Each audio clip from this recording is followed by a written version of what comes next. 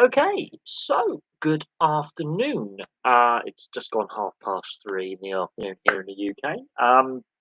Lot to discuss as always, and I'm going to start with the Adam Johnson passing at the elite in the EIHL between the Nottingham Panthers, Sheffield Steelers, with his tragic passing, and what has come out as a result of that is neck guards, right guards are going to become compulsory in the Elite League from next season.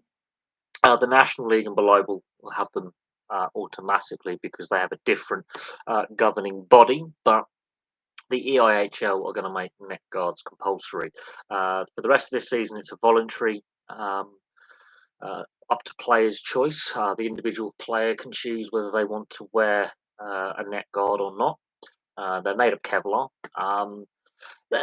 I think as time goes on and as design gets better, they do become more comfortable for players to wear. And I am surprised that they aren't compulsory already in all professional ice hockey leagues, not just for under 18s. I am surprised that it's taken an incident like the passing of Nottingham Panthers player Adam Johnson for the sport to finally start having discussion about this form of player welfare. Um, and when people go, "Oh, it's a freak accident. It rarely happens," Clint Malarchuk will tell you differently. He nearly died on the ice in the Buffalo Sabres game a few months before I was born in 1989. I'm surprised even then they didn't look at it and go, "We need to make a rule change here."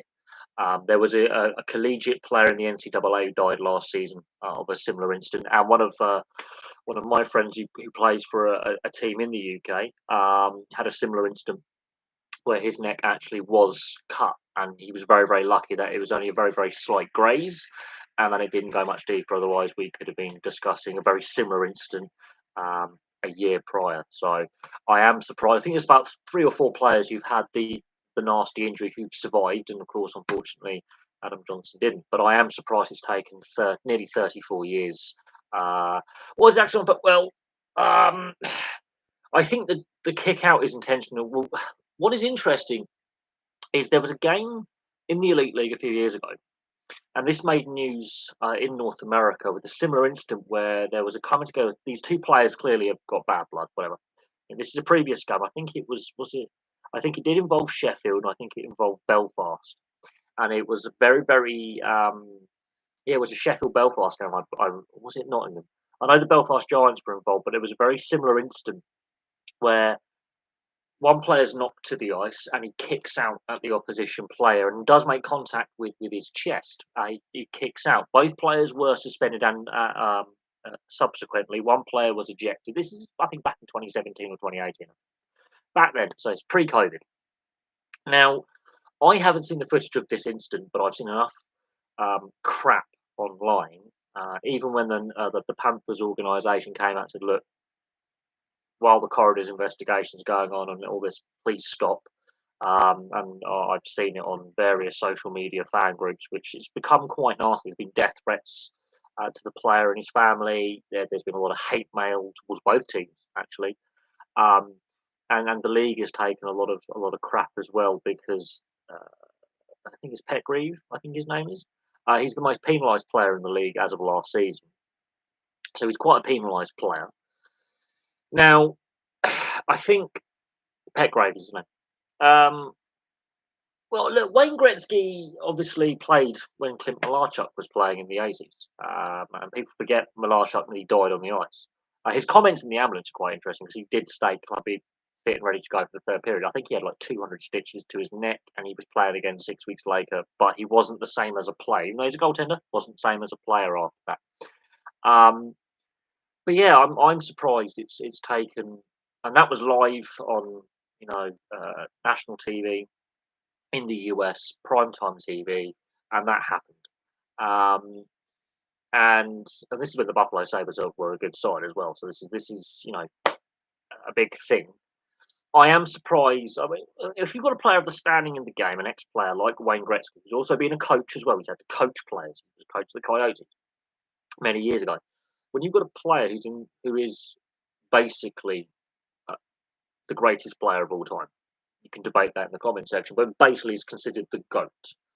When you've got a player or an ex-player and an ex-coach of his standing in the game saying these, I wouldn't say neck grills, but guards. They're think of them like Under Armour. They just like roll necks.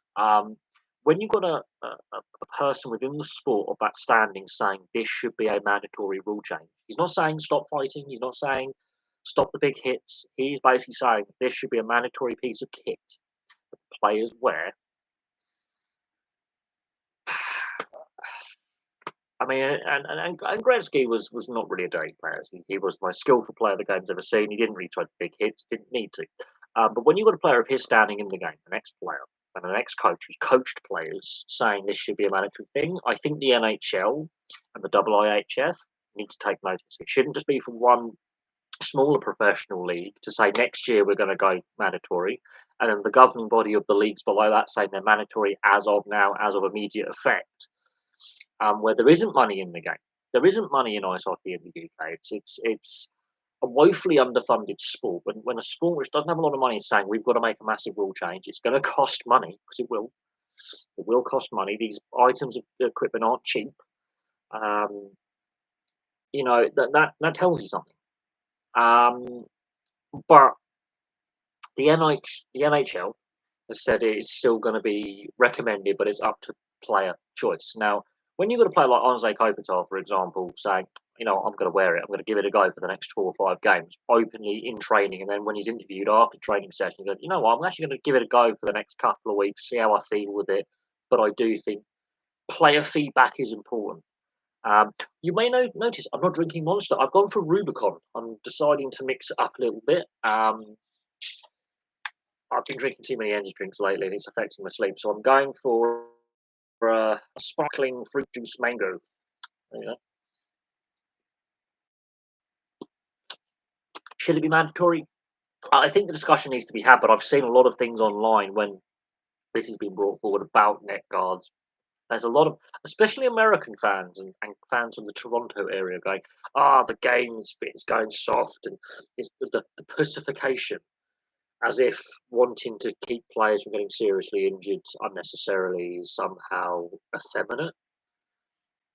I'm going to put it into perspective. Medieval knights wore some of the best plate armor in the world. They still got injured. It just meant they could sustain a lot of blows before they got injured. Um, um, would it have had the same coverage if he was an American or a former Penguin? Well, the incident between Belfast and Sheffield that I'm discussing got coverage across the pond. I still think it would. I still think it would. I don't know what the Elite League's broadcast deal, but I do know it is carried as on with broadcast partners in the US and Canada. It does have an international broadcast deal. Um, I think it would still have had a shocking impact. Absolutely. If net guards became common with the pre-net guard era, it'd be seen like the cricket pre-helmet era. Well, helmets obviously were introduced as compulsory in the 70s. I think the last player who had grandfathered rights was actually playing in the early 90s without a helmet. Visors were introduced and grandfathered, and now I think there's only about 5 or 6 visorless players playing in the NHL. And if you look at each league worldwide, there's only a handful of players who now play without a partial visor. Cages are now compulsory for anyone aged under the 18 and women players. Gum shields, not compulsory. Let that sink in. So when we're talking about player safety, it's the same with cricket. They've adapted the helmets because of the tragic incident where a player was killed when a cricket ball hit him in the wrong part of the neck. And that hasn't stopped bowlers bowling 90-mile-an-hour bouncers, and it hasn't stopped brave batsmen going down the crease to try and smash the bowler for 6 off a 90-mile-an-hour bouncer or a no ball. Bowlers are still going to try and take your head off.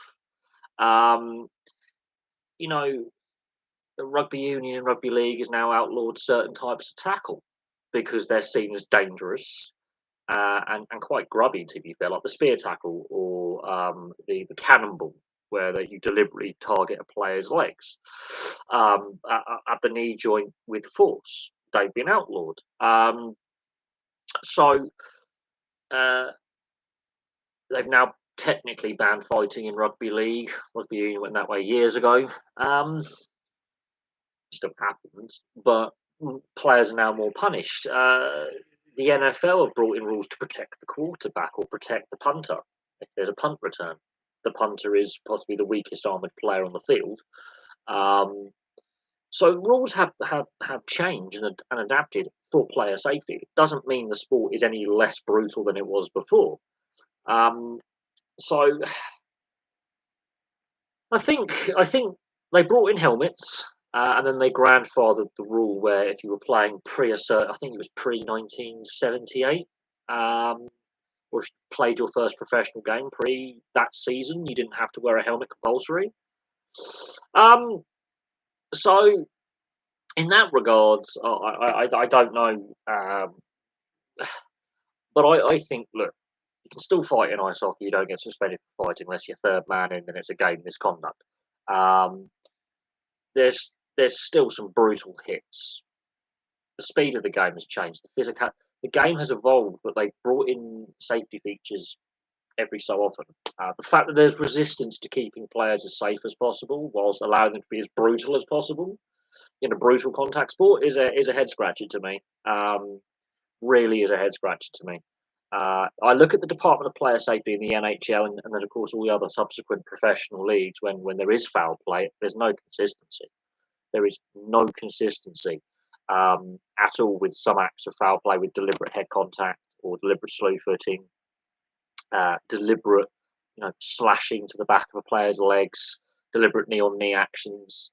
Same in rugby union with this new TMO red yellow card review system, no consistency. Um, and I don't like reactionary rule changes, but this is a player safety issue. Yeah, I mean, like, I know people who've fallen on the ice skating and had fingers sliced off. So, anything that can contribute to player safety, I think needs to be considered. Now, the design of these neck guards, yes, I think they will improve in time. It's going to take player feedback for those players who do decide I'm going to use this.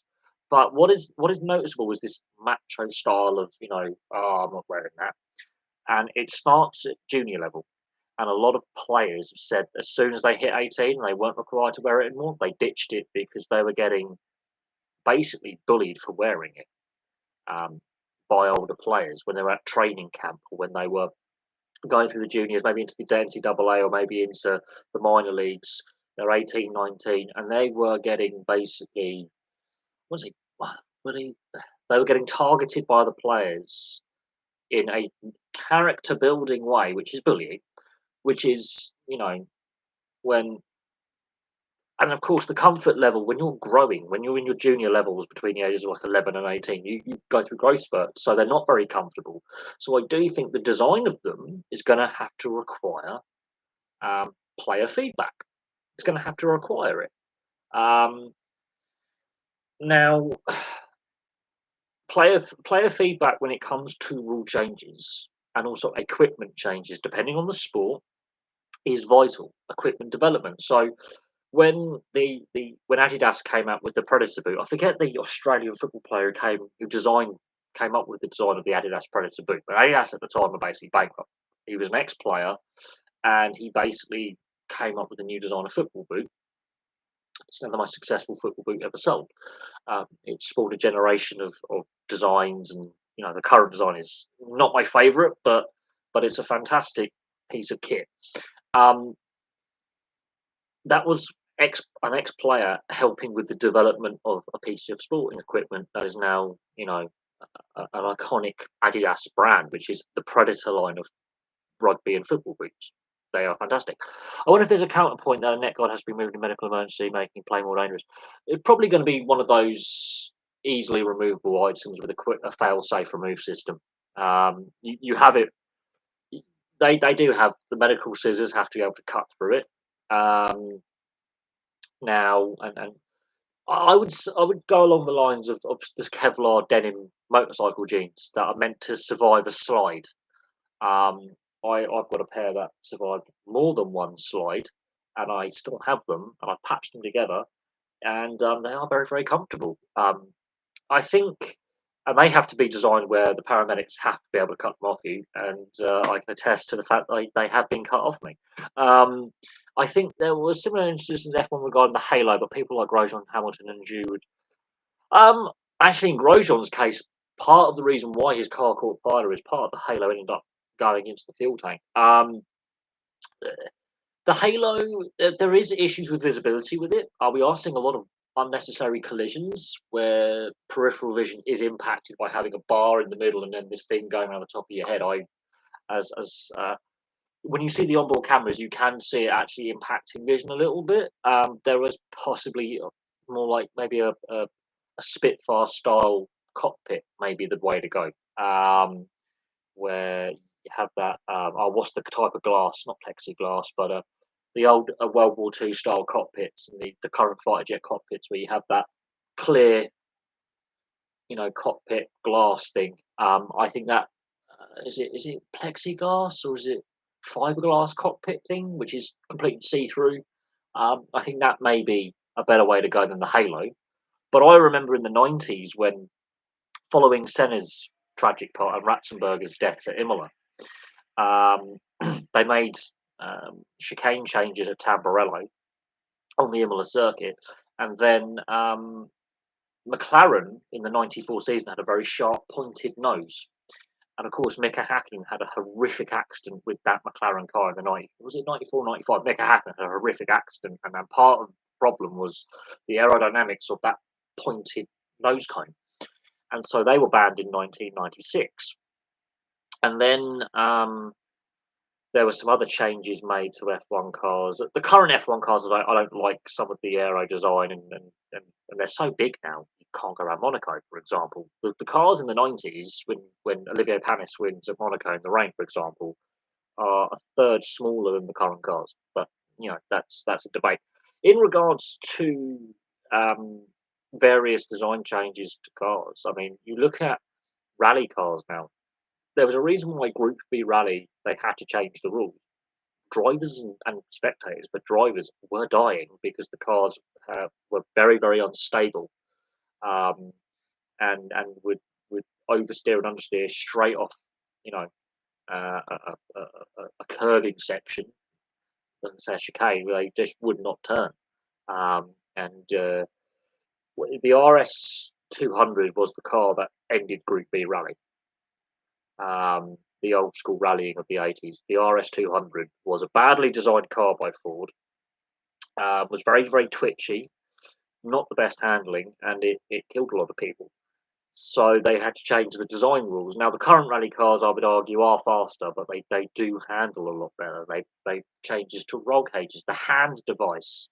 Obviously, Earnhardt Senior dying, um, at Daytona. The hands device may have saved his life. It definitely would have reduced the injuries to his neck. He had other injuries as well as a result of the accident, but it may have. The likelihood is it would have had a safer barrier. Um, we There are certain. I watch a lot of motorsport, mostly endurance racing and NASCAR, and I look at some of the things they could do better. Um, but F1's got enough problems. The Halo device, it's single seater racing. Is not my cup of tea. I'm not a fan of it. They should have like a fighter jet version of cockpit where you actually are protected, so your head's completely protected. Because there's been a few instances where that halo has pinged debris dangerously close to a head or a neck area. Um, in regards to the Grosjean incident, he that barrier failed, the car disintegrated, and he caught fire. The halo would it have? I, I think it didn't really do anything there. The car went through the barrier. Um, Fell into pieces and caught fire and damn near killed him. With or without a halo, it doesn't matter. I think they did that in reaction to Jules Bianchi. That was more of the fact that there was a Manitou crane vehicle shouldn't have been there. Sutil, the previous lap, had nearly hit it. It was clear and obvious that this recovery vehicle should not have been there at the speeds they were still going to. The virtual safety car's a joke. The FIA is a joke. And F1's a bit of a circus, to be honest. I would much rather watch something like IMSA, European Le Mans, or the World Endurance Championship, or the V8 supercars than F1. Firstly, all the cars are pretty balanced, so there's no one team that has a supreme advantage over another, except maybe World Endurance with Toyota having so long working on that hybrid system. And even then, Ferrari and Porsche right up their arse. Vanwall are nowhere, and Glickenhaus keep breaking down. But you can sort of see the basis of the World Endurance Championship. More teams are being added to the top class. The LMP2 and LMP3 and the GT classes in the various endurance championships. It's all pretty balanced, pretty even power output. All the cars are pretty even with their performance. It's more down to driver skill in that case, or drivers plural skill, because it's endurance racing, so you have 2 to 4 drivers in a car. So you can see it's more of a balanced, fair sport. But yeah, no. In regards to safety changes, uh, it was when people say he deliberately aimed his. No, he's not. He's not. He's not Bruce Lee. Uh, that that to me is. But this is the problem with social media and sport, and it's something that I'm going to do a video on the relationship between social media and sport and how toxic it has become. It has become, and I'm saying that using social media, ironically, the irony of that on a video sharing website called YouTube. But I do think there's the whole thing involving that incident has now snowballed into a momentum of its own. Now, the fact that the British Ice Hockey Association, the EIHA, which governs the National League and below, has said we're going fully mandatory now. The Elite League is saying we're going to go from next season. We're going to leave it up to the players this season whether they want to use or not. We're going to take feedback. That's the problem with having multiple governing bodies of a sport. This is where the NHL, the IIHF, and you've got the IOC, and then you've got the various national governing bodies. There's no one governing body that says, here's all the rules. This is what we're going to establish. Now, it'll be interesting to see if the IIHF says that players next year in the World Championships, all players have to wear it. That would be interesting. That will be interesting if that becomes a mandated rule. And that will then put pressure on the NHL to be bear in mind the NHL is the biggest ice hockey league in the world, or hockey league in the world. It's the biggest professional league in the world in that chosen sport. It's a world leader. If the IIHF or a much smaller professional league is leading the way, that has definitely got to put pressure on the NHL to because normally the NHL makes a rule change or brings in a safety change like the helmet rule or the visor on the helmet.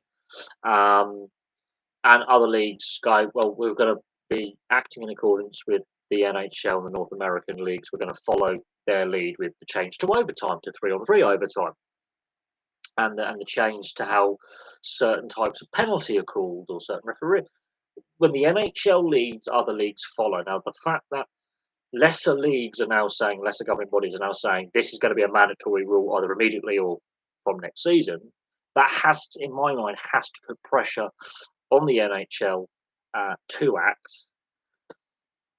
I mean, yeah, it's a tragic incident, but at the same time, I think this equipment rule should have been a thing 30 years ago, because we've had a couple of near misses and there have been fatalities in various leagues around the world. This is not completely freak, random, and 1 in a billion. This has happened before where players have got injured and got lucky. In this case, he got injured and was unlucky, which is the basic principle of it.